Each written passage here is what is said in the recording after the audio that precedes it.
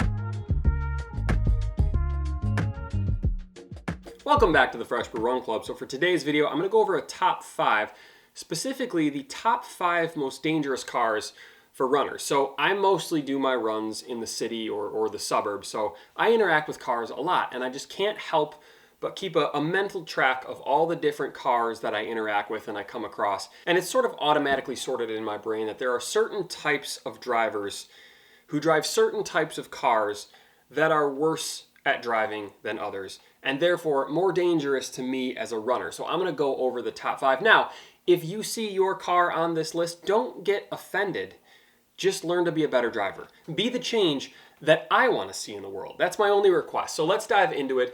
Number 5, the number 5 most dangerous car for runners is the Ford Focus. Now, not just any Ford Focus. I'm talking about the Ford Focus that looks like it's an extra in the Fast and the Furious movies. It's all souped up. It's like a tuner car. It's got the bold lime green or yellow colors. It has a spoiler on the back. It doesn't sound like a very aggressive or impressive car. It's just like a very loud car, almost like an amplified fart. And the reason that this car is so dangerous, because anyone driving a souped up Fast and the Furious wannabe Ford Focus, they're not paying attention to the road or to pedestrians or to where they're driving. They're looking around to see if there are other Ford Focuses in the area that they can race in a very loud and annoying way. The good thing with this car, and why it's not the most dangerous car, is you can hear it long before you actually see it. So if you hear that loud, echoey, flatulence type noise, you know, okay, I gotta be on my guard.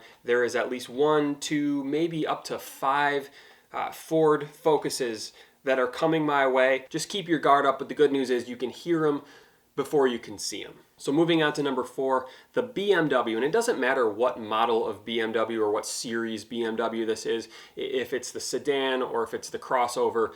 For whatever reason, BMW drivers just have this air of the rules don't exactly apply to me. I don't know what it is. I've actually never been inside a BMW, so honestly, there's a very good chance that BMWs don't actually come equipped with turn signals. And if that's the case, then I understand why a BMW has never in the history of automotive vehicles used a turn signal. But yeah, it's a car that thinks it rules the road, and the laws don't quite apply to it. As we're running along, there are BMWs zipping around. They're not using their turn signals. They're blowing through stop signs. It doesn't really matter. You drive a BMW. You're better than everyone else around, especially lowly pedestrians and runners and cyclists like myself.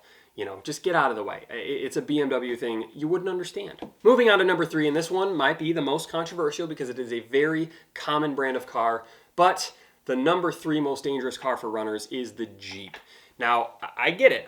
You may want to close this video and block me on YouTube if you drive a Jeep, but listen, I don't know what it is. It's a Jeep thing, I guess, but I find myself having to be extra vigilant when a Jeep is around. And I really learned this in my previous house that I lived in.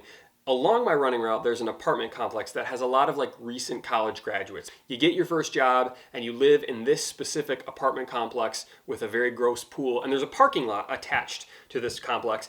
And to exit the parking lot, there's basically a blind driveway. So the sidewalk crosses the driveway. There's bushes on both sides of sort of the exit of the driveway. So the driver can't see, the pedestrian can't see around the corner to see if anybody's coming.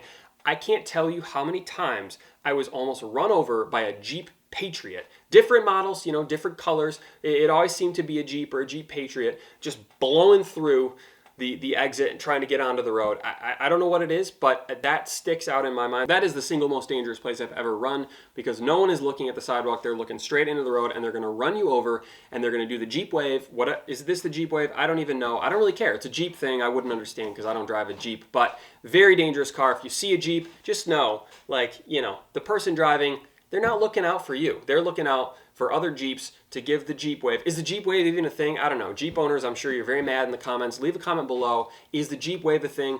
I have no idea, but if you're a runner and you see a Jeep, be careful. Moving on to number 2, the number 2 most dangerous car for runners is the Chevy Suburban. Now this is not so much a car. I mean, it's not a car. It's an SUV, but it's not so much an SUV. It's actually a tank. And I think when people drive a Chevy Suburban, when they drive this tank, they're very protected, they're very safe. I'm assuming it's an incredibly safe vehicle. People have a false sense of security for their surroundings. Yes, if you push a cyclist off the road, your car will probably not be damaged, but the bike and the cyclist, there's a chance that they may be damaged. So I think that kind of plays into the level of dangerousness that the Chevy Suburban brings out of people. But that, combined with something I see very often, but I see even more often in Chevy Suburbans, is sort of the one hand on the wheel, one hand with the loose phone kind of move. So you could be talking on the phone, you could kind of be holding it, maybe you're looking at a map, you're just kind of you're just moving around. You got the phone going on, I don't know, you're reading your notes app, you're reading text, you're playing Bejeweled, I don't know what you're doing, but there's just this kind of thing. And what this prevents someone driving a Chevy Suburban, or any car for that matter, from doing is accessing this very handy tool that allows you to tell other cars and runners and cyclists where you're going, called the turn signal. Now, you could try to do maybe an elbow type situation. I know we're used to giving elbow bumps this day and age in our COVID times, but that could be a little bit hard when you're in the Suburban. So I'm not really sure how that works, but it is very hard to use a signal when you're holding your phone. And I've never driven a Suburban, to be honest. So I don't know. Maybe you have to have the phone in your hand when you're driving in order to operate the vehicle, but it's just something I see a lot. And as a runner, I know, okay, there's a Suburban. They're definitely not going to use a turn signal, and they definitely are going to take up a lot of space on the road. So I better be careful. This is the number 2 most dangerous car for runners on the road. So moving on to number 1, and this is by far and away the most dangerous vehicle for runners, in my opinion, is the Ford F-250. Now, there's a lot of Ford F-150s, there's a lot of Dodge Rams, there's a lot of Chevy Silverados that are just bad drivers, and I think this kind of factors into the truck world. There's a lot of similar traits, but I think of all of the trucks, because I could have made this list basically all trucks, but of all the trucks, the Ford F-250, specifically F-250s that are kind of they're either lifted or they have the double tires on the back with a diesel engine so that they can roll coal. They can, they see a runner and they can just I don't know what you do to roll coal, which is basically you have black smoke comes out of your car and chokes out a runner. It's a very cool thing to do to people when they're on the side of the road and you're driving an F-250. But if you see an F-250, this person is definitely trying to prove some sort of bizarro point about how tough they are. Definitely not going to use a turn signal.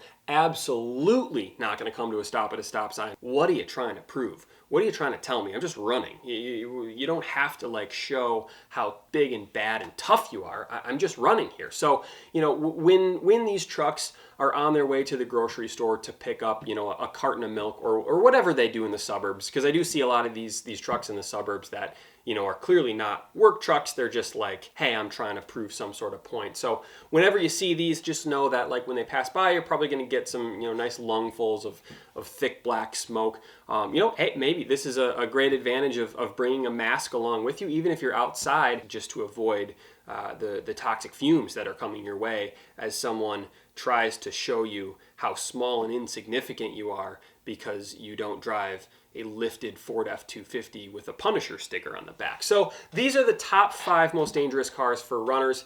I hope you enjoyed it. I also hope you don't take this video too seriously. But if you do, leave a comment below. If you're a runner and you've seen a specific type of car run you off the road, let me know. So thanks for watching. If you haven't subscribed already, don't forget to do so. I do appreciate every single view and every single subscription. Again, thanks for watching, and I hope everyone has a great weekend.